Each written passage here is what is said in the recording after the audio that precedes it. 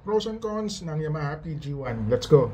First of all, inform ko lang kayo na yung PG1 is nagamit ko lang for about less than a week. Pero marami rin naman ako natutunan tungkol dito sa Yamaha PG1. Kaya sasabihin ko sa inyo, isa-isayin natin. Umpisahan natin sa pros. Number 1, newbie friendly siya. Madali siya gamitin, mababa lang, tsaka magaan. Kaya kung nag-start ka pa lang sa motorcycle world, although clutchless siya, and gusto mo makasubok gumamit ng semi-manual na motor, ito sa magandang option para pag-aralan mong gamitin. Number 2, matipid sa gasolina. Kaya siguro nito tumagal ng 55 to 60 kilometers per liter. Depende na rin sa riding habit mo. Number 3, matipid siya sa maintenance. Maliit yung makina, ibig sabihin mas maliit yung required na oil para ilagay, and then change siya, inspect lang, lubricate, tapos na. Pero pagka automatic, yung mga naka-CVT, mas marami pang kakalikutin dyan.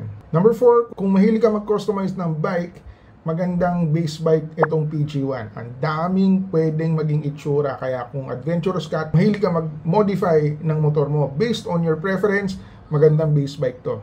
Number 5, nakarayos na siya. Pasok na pasok pang adventure riding. Now, punta naman tayo sa cons. Number 1, mabagal siya. Aaminin ko sa inyo, mabagal siya. Yun nga lang, hindi naman kasi siya ginawa for speed. Para to sa mga mahilig lang mag-chill ride, weekend, off-road riding, tsaka yung mga adventure riding. Yun ang mga target ng PG1.